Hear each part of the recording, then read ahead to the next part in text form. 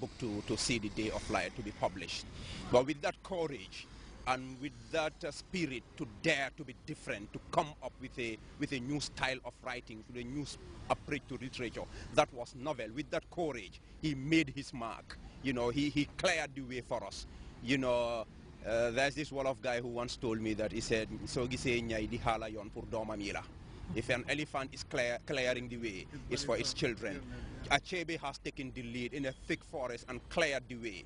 The way is not supposed to be left there to be occupied again by bushes and trees. The way is for us to tread. The road is clear. We have to follow through his footsteps to carry on that story that his life, as I said before, is.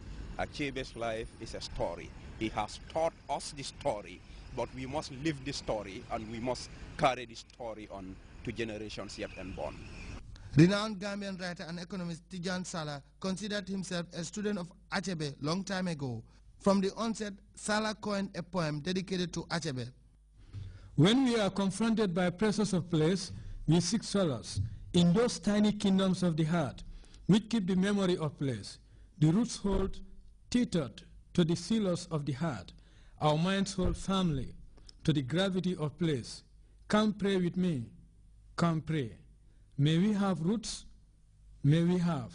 For stems must have roots. Dreams must seek tenacity in lumps of savage earth. For skies without pillars crumble like ancient roofs. Skies without pillars crash to the dust of earth. So we must dig deep, no matter for cyclones disturbing our place bearing. We must preserve memory as the choral player in his choral.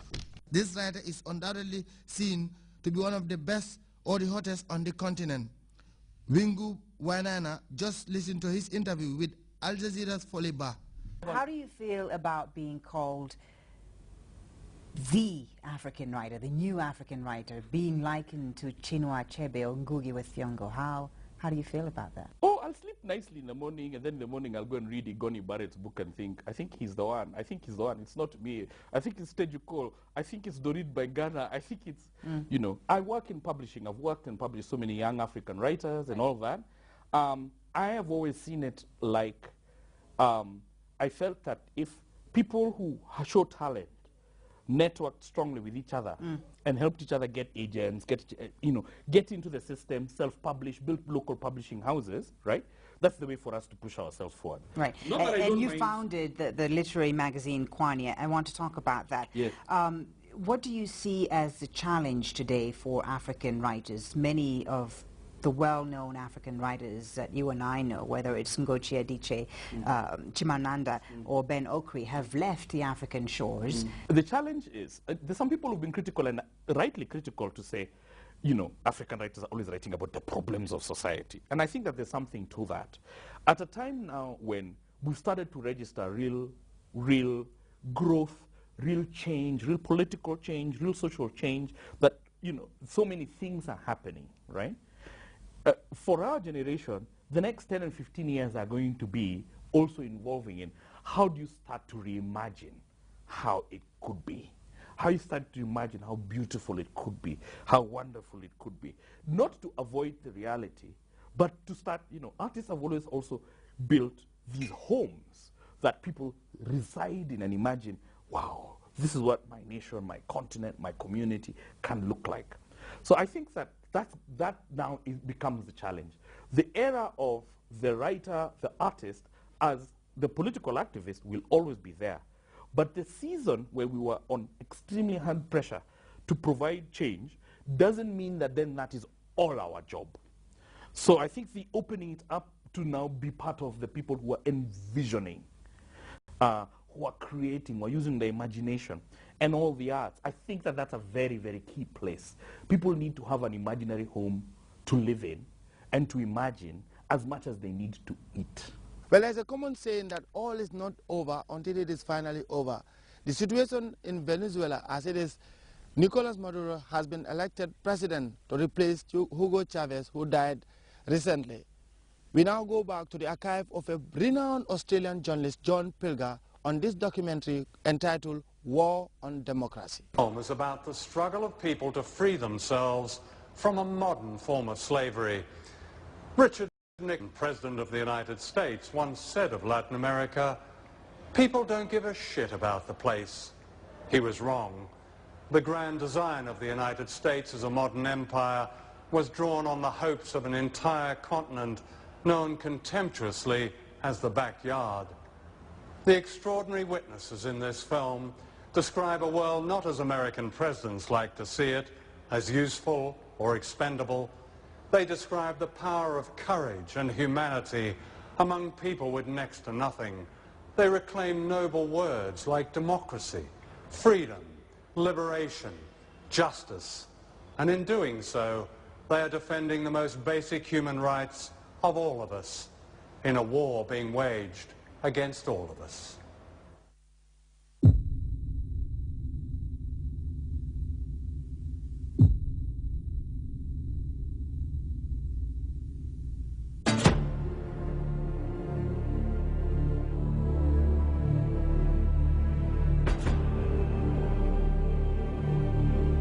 This is Caracas, capital of Venezuela, one of the richest countries in Latin America, thanks to huge deposits of oil.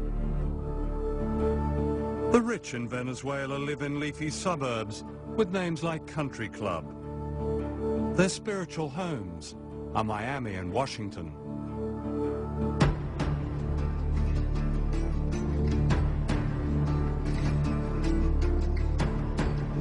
The majority live in what are known as barrios, on hillsides in breeze block houses that defy gravity.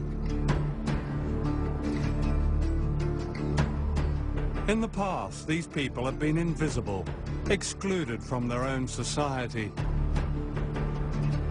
Today, they display the confidence of those who know an extraordinary change has come to their lives.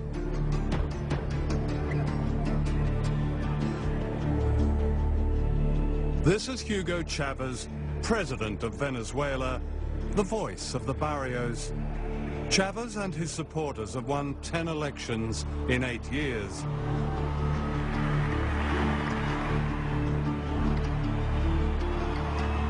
He's the symbol of an awakening of people power, driven by great popular movements that are unique to Latin America. Se acabó el caciquismo de aquellos caudillos adejos, esa falsa democracia de la élite en Venezuela se acabó. It's no surprise that Chavez, with the help of an aggressive media coverage, has become a hate figure in the United States. Because what he represents is another way, and a threat to American domination.